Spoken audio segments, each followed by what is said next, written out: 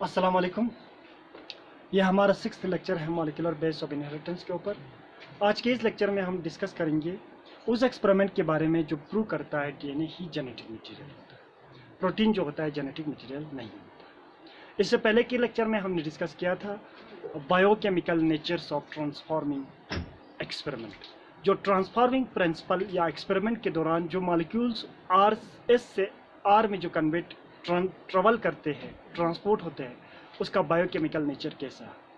और 3 साइंटिस्ट ने 1944 में इसको प्रूव किया था। जो वहाँ पे ट्रांसपोर्ट होता है उसका जो नेचर्स है वो डीएनए है, लेकिन मोस्ट ऑफ द साइंटिस्ट इसको एक्सेप्ट नहीं कर पाए। इसीलिए 1952 में 2 साइंटिस्ट, एक का नाम था हर्शे एंड दूसरे का नाम था चेस, उन्होंने इस एक्सपेरिमेंट को परफॉर्म किया, जिसके बाद हमें ये प्रूफ हुआ कि जो जेनेटिक मटेरियल होता है वो डीएनए होता है। ठीक है, अब देखो ये हमारा थर्ड जो एक्सपेरिमेंट है to determine the genetic material. इसमें इस एक्सपेरिमेंट को जो परफॉर्म किया गया था 2 साइंटिस्ट ने, एक का नाम था हर्शे और दूसरे का नाम था चेस। एक का नाम था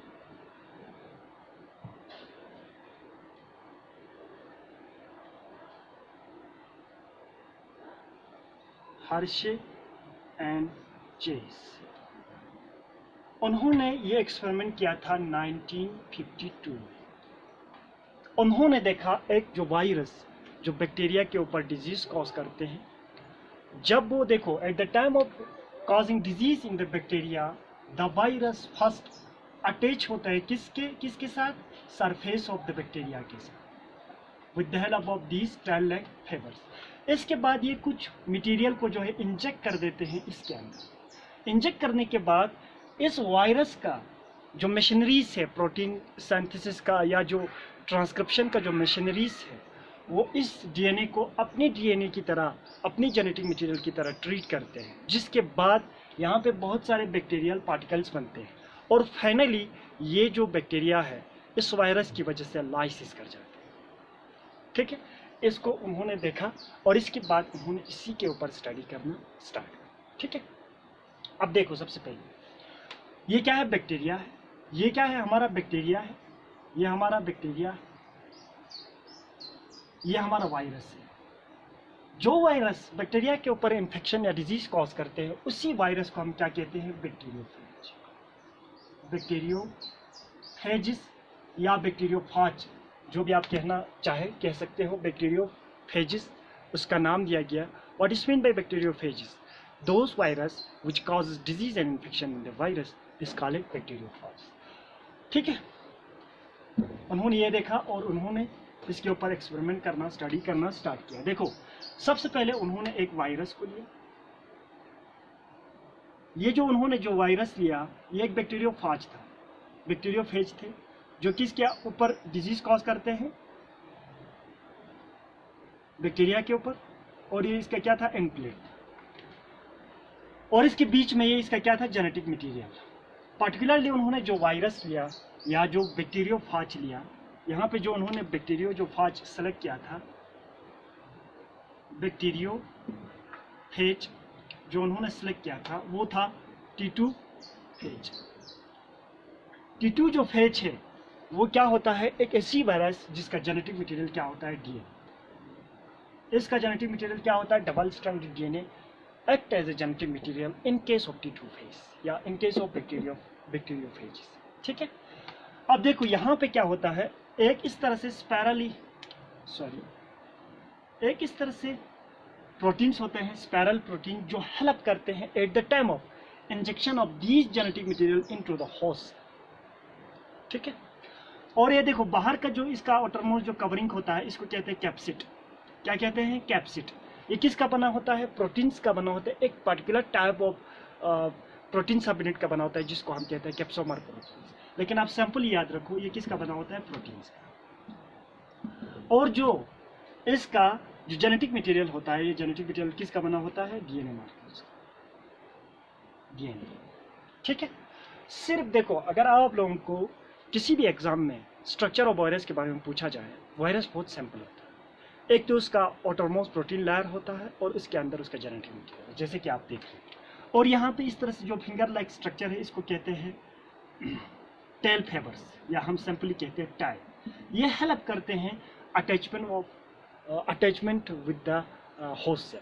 होस्ट सेल के साथ जब भी ये अटैच होते हैं तो हम उस टाइम पे इस टाइल फाइबर को क्या करते हैं, यूज करते हैं। और ये क्या होता है, एंड प्लेट होता है, एंड प्लेट। और इस एंड प्लेट में एक पोर होता है जिसके थ्रू ये जो जेनेटिक मटेरियल है होस्ट सेल के अंदर चली जाती है। अब इन दो साइंटिस्ट को पता नहीं चला कि ये जो जेनेटिक मटेरियल है, जो भी मॉलिक्यूल्स इस वायरस से उस बैक्टीरिया के अंदर जा रहा है, उसका नेचर कैसे है, इसको स्टडी करने के लिए उन्होंने एक्सपेरिमेंट किया। इस वायरस को कल्चर किया गया। ये जो वायरस है यहाँ पे, इसको उन्होंने क्या किया, कल्चर किया गया दो अलग अलग मीडियम। एक मीडियम उन्होंने सिलेक्ट किया, उसके अंदर उन्होंने सल्फर 35 आइसोटोप्स, या हम सिंपली इस तरह लिखेंगे सल्फर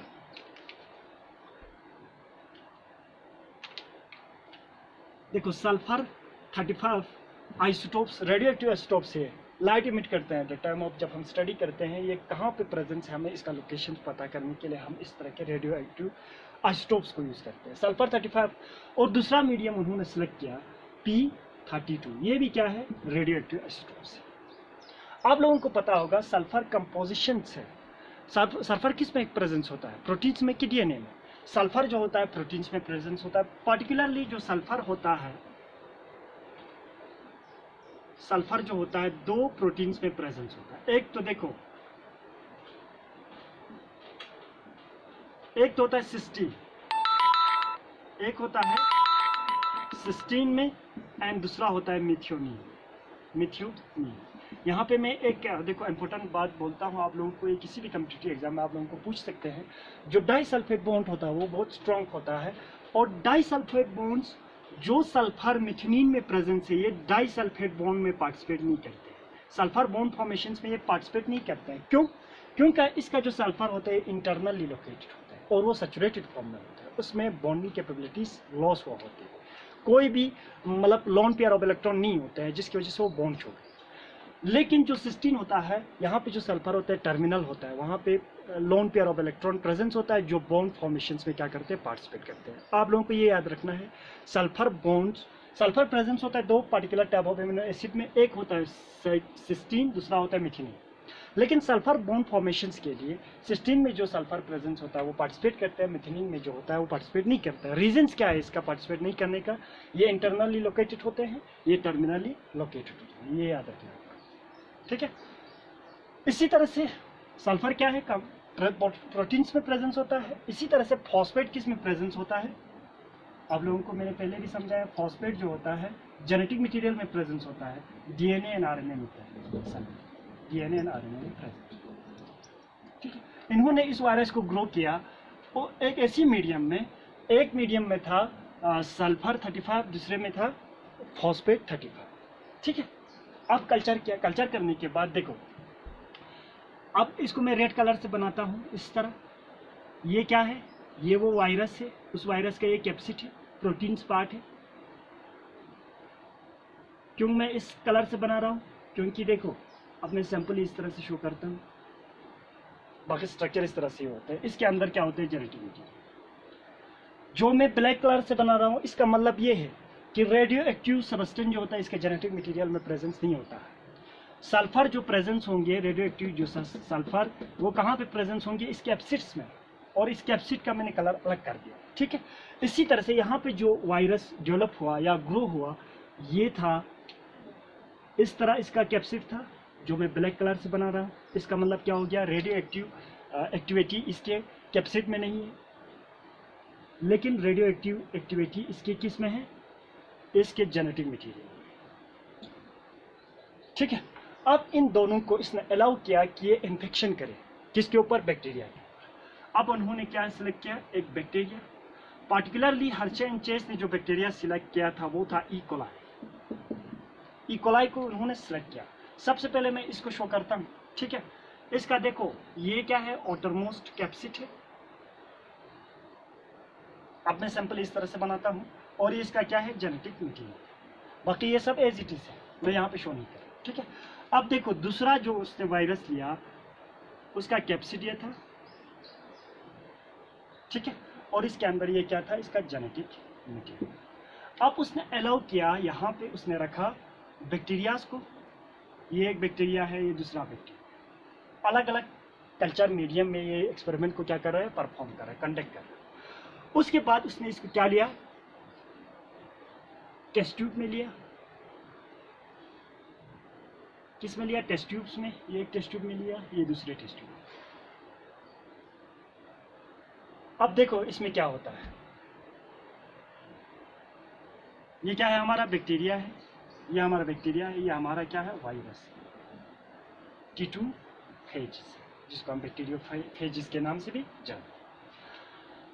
अब देखो इसमें क्या होता है, ये जब सेटल डाउन होता है, अटैच्ड होता है होस्ट सेल से, तो ये क्या करते हैं, यहाँ पे पोर्स क्रिएट करते हैं। पोर्स क्रिएट करने के बाद ये जो जेनेटिक मटेरियल इसके अंदर क्या करते हैं, इंटीग्रेट कर देते हैं, इसके अंदर इंजेक्ट कर देते हैं। इंजेक्ट करने के बाद यहाँ पे अपना क्या बनाते हैं, प्रोजेनी बनाते हैं। इसमें एक बात मैं आप लोगों को बोलना चाहूँगा कि ये जो जेनेटिक मटेरियल है इस वायरस का, ये इंटीग्रेट हो जाता है होस्ट क्रोमोसोम्स में, लेकिन आपको अभी सिर्फ इतना याद रखना है, जब ये यहाँ पे पहुँचता है तो ये अपना प्रोजेनी बनाता है। लेकिन इस सेल के अंदर रेडियो एक्टिविटी शो नहीं हो रहा है, क्यों, क्योंकि इसमें रेडियो एक्टिव जो सबस्टेंस हमने यूज़ किया था सल्फर, उसको ये कैप्सिड्स में प्रेजेंट। इसके बाद इसने इसको पुट किया किसके अंदर, इस टेस्ट ट्यूब के अंदर। टेस्ट ट्यूब में डालने के बाद इसको स्पैन किया जाता है, सेंट्रीफ्यूज जिसको कहा जाता है, हाई स्पीड पे इसको घुमाया जाता है, जिसकी वजह से ये जो कैप्सिड है ये बाहर रहते हैं, इसका जेनेटिक मटेरियल ही अंदर आता है। तो जो बाहर रहा था, अटैच्ड था, वो क्या होता है, वहाँ से रिलीज ऑफ होते हैं। अब देखो जब किसी भी चीज़ को आप घुमाते हो हाई स्पीड पे, तो उसका जो ज़्यादा हेवियर जो कंपाउंड्स होंगे वो नीचे सेटल डाउन होगा, इस तरह से नीचे बैठ जाएगा। ये बैक्टीरिया क्या था, हेवी था as compare to this capsid, और कैप्सिड कहाँ पे रहा, ऊपर, इस तरह। इसको शायद आप लोगों को समझ आ गया। इसके बाद उसने इसको भी इसी तरह किया। तो अब देखो इसका जेनेटिक मटेरियल यहाँ से तो इस बैक्टीरिया में चला गया इस तरह, और यहाँ से भी इसका जेनेटिक मटेरियल इस बैक्टीरिया के अंदर चले गए, और ये है इसका जेनेटिक मटेरियल, ठीक है। और जब हम इसको सेंट्रीफ्यूज करते हैं, यहाँ पे भी दो लेयर्स बनते हैं, एक हेवियर जो क्या था, बैक्टीरिया जो हेवी होता है एज कम्पेयर टू कैप्सिड्स, तो ये नीचे चले जाएगा, और इसके अंदर क्या होता है, इसका जेनेटिक मटेरियल, और इसके ऊपर क्या रहते हैं, इस तरह इसका कैप्सिड, ठीक है। अब देखो जो नीचे सेटल डाउन होता है, जो हेवी होता है, उसको हम कहते हैं प्लेट, और जो ऊपर रहते हैं उसको कहते हैं स्पर्मेटेंट। अब देखो, अब इसमें देखो रेडियो एक्टिविटी प्लेट्स में है कि स्पर्मेटेंट में, स्पर्मेटेंट क्या है, ये कैप्सिड्स है, जो किसका बना होता है, प्रोटीन्स का। जो मटेरियल इसके अंदर जाता है इस बैक्टीरिया के अंदर, वो तो प्रोटीन तो नहीं है। अगर प्रोटीन होता तो यहाँ पे हमें लाइट दिखाई देता, लाइट इमिट होता यहाँ से, लेकिन इसका रेडियो एक्टिविटी तो यहाँ पे ऊपर रह चुका है, सल्फर तो इस प्रोटीन में रहा है, तो प्रोटीन्स तो जेनेटिक मटेरियल नहीं है, यहाँ से पता चलता है। लेकिन जो फॉस्फेट, ये क्या होता है, कंपोजिशंस ऑफ डीएनए, डीएनए में देखो कंपोनेंट्स ऑफ डीएनए में मैंने आप लोगों को एक टॉपिक पढ़ाया था, जिसे स्ट्रक्चर ऑफ न्यूक्लियोटाइड या कंपोनेंट्स ऑफ न्यूक्लियोटाइड। न्यूक्लियोटाइड्स में मैंने आप लोगों को समझाया था, जो न्यूक्लियोटाइड्स होता है बेसिकली यहाँ पे 3 कंपोनेंट्स होता है, एक होता है फॉस्फेट, दूसरा होता है शुगर, और तीसरा होता है नाइट्रोजन बेस। तो देखो फॉस्फेट किसका कंपोजिशन होता है, डीएनए में फॉस्फेट प्रेजेंस होता है, सल्फर प्रोटीन्स में प्रेजेंस होता है। अब देखो ये जो रेडियोएक्टिविटी इस जेनेटिक मटेरियल में है, जब ये इन्फेक्शन शो करेगा तो ये अंदर चला जाएगा, जिसकी वजह से यहाँ पे बहुत सारे प्रोजेनीज बनेंगे, और अल्टीमेटली ये सेल क्या कर जाएगा, लाइसिस कर जाएगा। अब हम इसको जब सेंट्रीफ्यूज करते हैं तो इस सेल के अंदर, इस बैक्टीरिया के अंदर हमें ये रेडियो एक्टिविटी देखने को मिलती है, जिसकी वजह से हमें ये प्रूफ होता है कि जो भी मटेरियल जो वायरस से बैक्टीरिया के अंदर जो ट्रांसमिट हो रहा है, इंजेक्ट हो रहा है, उसका नेचर कैसा है, वो डीएनए। क्यों, क्योंकि देखो फॉस्फेट क्या है, कंपोनेंट्स ऑफ डीएनए।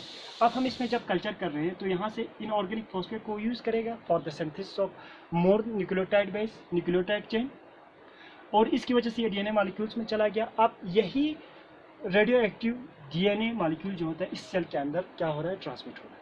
अब फॉस्फेट तो सिर्फ डीएनए में प्रेजेंस हो सकता है, प्रोटीन में तो होगा नहीं। तो इससे हमें प्रूफ होता है कि जो जेनेटिक मटेरियल होता है वो क्या होता है, डीएनए होता है। I hope you will understand.